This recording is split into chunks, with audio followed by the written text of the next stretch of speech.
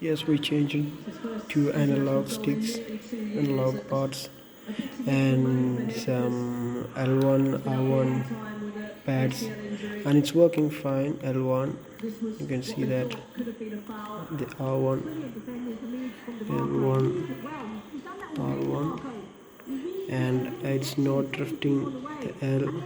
Look.